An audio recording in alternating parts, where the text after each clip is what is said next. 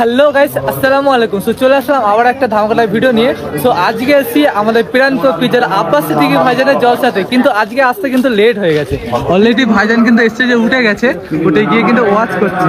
আর আজকে জায়গাটা হচ্ছে হেভি সুন্দর জায়গা, কাঠুরিয়া বলে একটা জায়গা। এই যে দেখতে হচ্ছে স্টেজ, আর এই যে লাইটিং করা হয়েছে, আর আহলে সুন্নাতুল জামাতের পতাকা আছে, আর লোক এত ভরে গেছে দেখো, বাইরে সবাই দাঁড়িয়ে আছে। তো এই যে দেখতে হচ্ছে আমাদের প্রান্ত পিজার আব্বাস সিদ্দিকী ভাইজান এখানে জলসা করছে। আর এই যে দেখতে মসজিদে প্রেম তৈরি হতো আর বলতে লাগতো না, টাইমে টাইমে চলে যেত। তো ভিতরে লোক ভরে, বাইরে এইদিকে রাস্তার দিকে লোক দাঁড়িয়ে আছে, পিছন দিকে দেখো কত লোক দাঁড়িয়ে আছে। ঠিক আছে, মানে এত ছোট জায়গা, মানে জায়গাটা কিন্তু ভালোই বড়, কিন্তু ভাইজান আসলে জায়গা ছোট পড়ে যায়। তো ছোট পড়ে গেছে, এখন তো বাইরে বাইরে দাঁড়িয়ে আছে। আর ভিতরে কিন্তু পুরো লোক ঠাসা, এই যে দেখতে পাচ্ছি ভিতরে কিন্তু পুরো লোক ঠাসা, একটু জায়গা নেই, সব বাইরে বাইরে দাঁড়িয়ে আছে। আর এখানে কিন্তু প্যান্ডেল করা হয়েছে। তারিফ করে করে শেষ সময় হয়ে যাবে, আলোচনা শেষ হবে না। এবারে চলে আসুন, কেউ যদি আপনাকে সুখ শান্তি দেখবো না, আমার আরামায়ণ দেখবো না, আমার পছন্দ দেখবো না, আমি শুধুমাত্র আপনার জন্য থাকবো। আপনি যাতে রাজি, এই কথা কি কখনো বলেছে? অথচ আমার আল্লাহ পাক তোমাকে আমাকে লক্ষ লক্ষ বার বাঁচাচ্ছে। স্বীকার করে রাখো, ইসলামের করার পরে আল্লাহ ছাড়তে বড় মারা যাবে, আর ছাড়ার পরে কান্তি না করো তাও মারা যাবে। এই নিশ্চয়তা না আর বললে ছাড়া এই ক্ষমতা তোমাকে আমাকে কে দিচ্ছে? জোরে বলো, আরো জোরে বলে।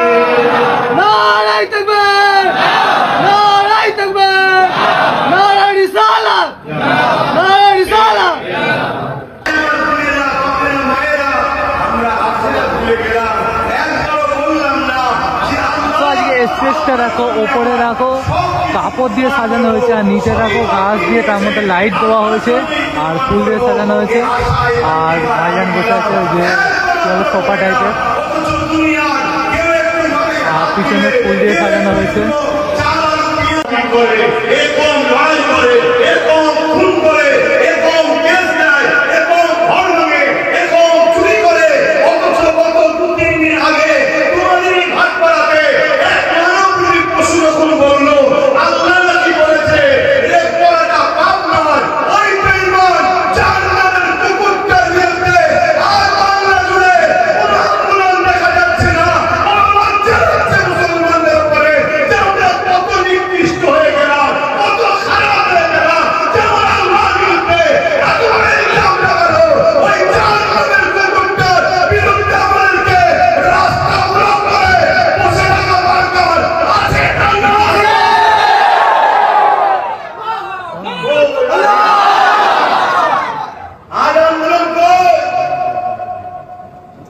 আমরা বলি আল্লাহ তোমায় ভালোবাসি, আমরা কি আল্লাহ আমাদের সাহায্য করবে কেন? খাতা করে যে নামাজ ছিল আল্লাহ এক মঈনুদ্দিন আজমিরিকে যে জায়গায় বসেছিল, রাজার ভুল ওই জায়গায় বসত বলে অনেক জায়গা থাকার পর গরিবের নামাজকে সেই জায়গা থেকে যখন তুলে দিল, উল্টো বসে হয়ে গেল, ও জায়গা থেকে উঠল না। গরিবের নামাজকে হাজার থেকে দিয়ে ক্ষতি করার চেষ্টা করেছিল না করেনি? পেরেছে। এক মঈনুদ্দিন আজমিরিকে কিছু করতে পারেনি। আর আজকে এত মঈনুদ্দিন, এত মুসলমান রোজ মিডিয়া করে কোনো না কোনো জায়গায় হয় মব লিঞ্চিং, নাই গোরক্ষাবাহী, নাই লাভ জিহাদ, নাই রোহিঙ্গা, কিছু না কিছু অ্যাটাক দিয়ে মুসলমানদের হত্যা খুন করা হচ্ছে। হ্যাঁ কি না? আমার কথা বলুন, সত্য বলছেন? কারণ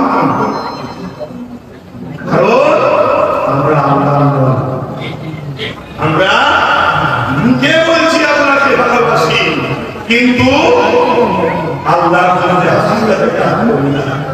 আপনারা সোশ্যাল মিডিয়া দেখেন কি জানি না, এই বাংলাদেশ কোন একজন মহিলা কোন একজন মহিলাকে বলেছে অমুকের স্বামী নাই, কোন একজন মহিলাকে বলেছে অমুকে স্বামী না, কিন্তু স্বামী কথাটা না বলে আঞ্চলিক ভাষায় বলেছে।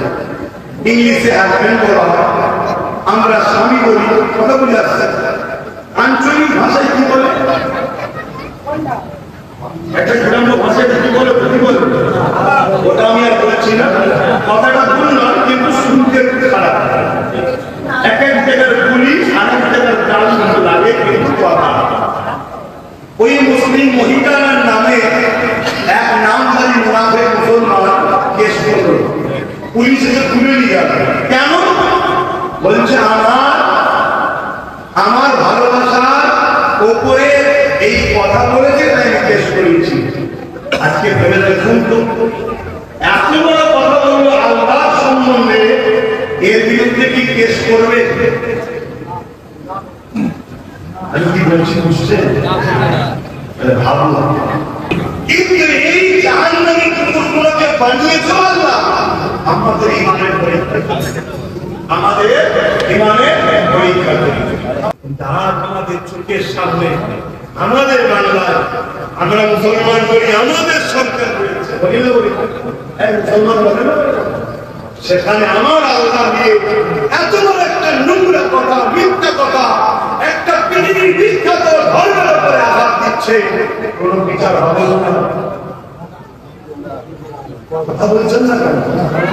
যদি বিচার না হয়, আল্লাহর পক্ষ থেকে বিচার তো হবে, ওই বিচারটা থেকে আমরা কি রেহাই পাবো না? শুধরে যাওয়া এখনো সময় আছে, এখনো সময় আছে।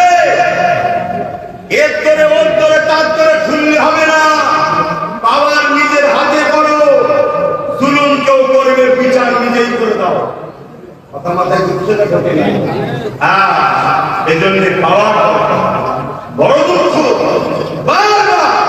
ইসলাম বা আমরা কখনো কোন ধর্মের বিষয়ে, কোন ব্যক্তি পার্সোনাল বিষয়ে, কোন ধর্মগুরুর বিষয়ে আমরা কখনো কোন আঘাত দিয়ে কথা বলি না, কিন্তু বারবার কখনো 3 তালাক নিয়ে, কখনো বোরখা নিয়ে, কখনো আমার রসুলের ছবি নিয়ে, কখনো আমার আইনাত মোহাম্মদ রসুল লেখা নিয়ে, আমার দেশে তো এই ফিতনা হচ্ছে না ভাই। এর জন্য খুশি যদি কাউকে করতে হয়, আমার যদি প্রশ্ন করেন, নাম্বার 1 খুশি আমরা নিজেরা। আমরা সর্বসময় নিজের বাচ্চার পাশ থেকে কিনে নিয়ে অপরের পেটকে সবসময় ভরিয়েছি আমরা। এই জন্য আজকে আমাদের এই দুর্দশা হচ্ছে। তোমার এলাকা একটা সাধারণ মেম্বারের বিরুদ্ধে কথা বলে হয়তো যে বলেছে সেগুলি ভুল বলে না, কোনো জায়গা থেকে হয়তো চুরি করে বলেছে, তার ভাব চুরি চলে আসে, এসে যে বলেছে তাকে তুলে নিয়ে যাবে, নিয়ে যে জেলে যে পিটিয়ে করে সাইজ করে দেবে। কথা বলে আসছে, কতক্ষণ বলবো ছাড়বে না, কতক্ষণ পর্যন্ত দাবি করবে যা হওয়ার হয়েছে, আজ থেকে আমি এই মেম্বারেরই বললাম। কথা বলতে আমার আল্লাহ আমার আইনাতের মালিক, তার বিরুদ্ধে কথা হলো, মিথ্যা কথা হলো, কোন ফয়সালা হয়েছে, তাহলে আল্লাহর পক্ষ থেকে বিচার 100% হবে। নিশ্চিন্তায় থাকেন, 100% হবে হবে হবে। এটা আমার এক দাস হিসেবে মানবার, কিন্তু ওই বিচার শুধু ওই জালিমের উপরে হবে না। এই সমাজে আমরা আছি, আমাদেরকেও কেন অন্যায় করা আর অন্যায় থেকে চুপ থাকা দুটো এক ক্যাটাগরি। হুজুরের ছেলে রাজনীতি কথা বলবে, এ আরেক দল না, এ আরেক দল না। আবার এসব বলি বলে আবার একদল লোক বলবে সবাই মুনাফিক আর কাফের, শুরু করবেন আমি সবাই মুনাফিক না। যে মুনাফিক তাকে মুমিন বলাটাও পাপ, যে মুনাফিক তাকে মুমিন বলাটাও পাপ, যে কাফের তাকে মুমিন বলাটাও পাপ। কাফেরকে কাফের বলতে হবে, মুমিনকে মুমিন বলতে হবে, মুনাফিককে মুনাফিক বলতে হবে, নামাজীকে নামাজি বলতে হবে,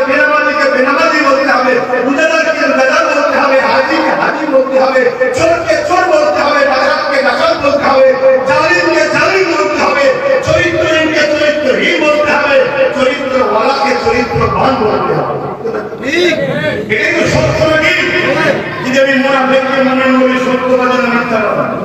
মিথ্যাবাদী গুনাহ হলো গুনাহ, গুনার কথা হলো মিথ্যা কথা। আল্লাহ তো হক কথা বলতেই হবে। হ্যাঁ, আমি কোন ব্যক্তিগত কোন মানুষের উপর হিংসা করছি না, কোন ধর্মের মানুষের উপর হিংসা করছি না, করা যাবে না। কারণ তারাও তো আমাদের স্রষ্টার সৃষ্টি, যিনি আমায় বানিয়েছে তিনি তো সবাইকে বানিয়েছে, ঠিক না ঠিক? আর আমরা কি করছি? শুধু চলো কলকাতায় যেতে হবে, কেন ওয়াকাফ বাঁচাতে হবে, চলো এই কোটি লক্ষ লক্ষ লোক নিতে হয় করে কোন বেঈমানি তার কাছে টেবিলে বসে এত লোক আছে তাও দালালি কিছু খেয়ে নেবে, এই সব হচ্ছে। এই কথা ভুল বলছি? কেন এই লক্ষ লোক নিয়ে কেন তুমি দলের নেতা বানাবে না? এই লক্ষ লোক নিয়ে কেন ভাবাবে না যে আমরা ডান বাম সামনে পিছনে বুঝি না, যে আমাদেরকে ক্ষমতার পার্টনার নেবে তার সাথে আমরা থাকবো? এ কথা কেন তুমি বলবে না? এই জাতিকে কেন ধোঁকা দিচ্ছ বাবা? আজ আমি বারবার বলেছিলাম চেয়ারের একটা পায়া হাতে দাও, লোক আমার গালি দিয়েছিল। আজ যদি চেয়ারের পায়া আমাদের হাতে একটা থাকতো, এই ধরুন চেয়ারটা আপনাদের, তিনটে পায়া আমার, একটা আপনাদের, এই চেয়ারে বসে আপনাদেরকে গালিগালাজ করতে গেলে আমার ভাবতে হবে পায়াটা খুলে নিলেই কাঁপতে যাবো, পড়ে যাবো, ঠিক না বেটি? আজ যদি চেয়ারের পায়া আমাদের হাতে একটা থাকতো, তাহলে ওই চেয়ারে বসে কেউ নেতাদের সাথে বলতো না দিল্লি কি আন্দোলন করো,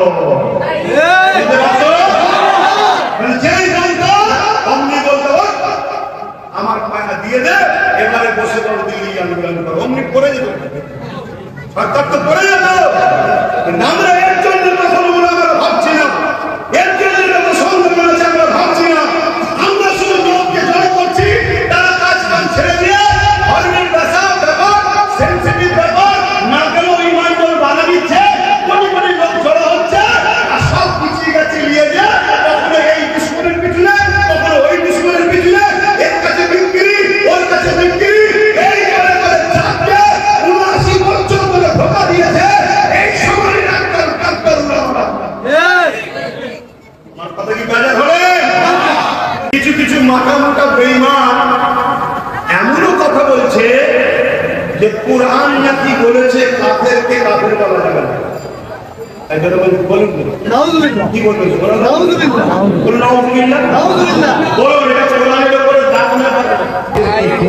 ভাইজান কিন্তু এখানে এখনো ওয়াচ করছে, আর মানুষ দেখো তোমাদের তখন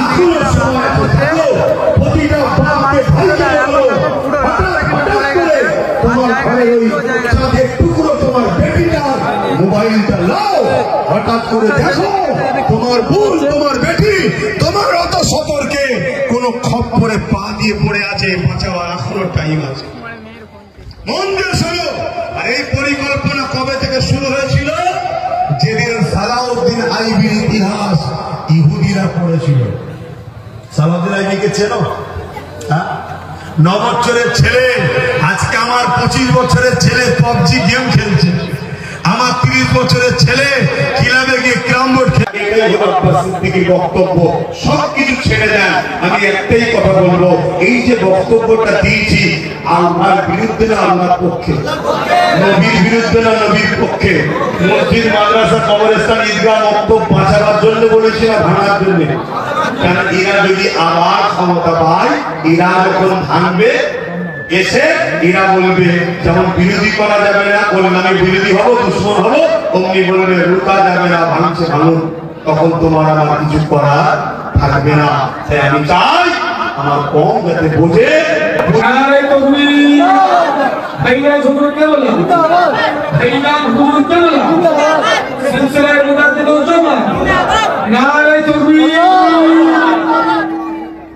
দশ মিনিট পরে জামাত হবে এসা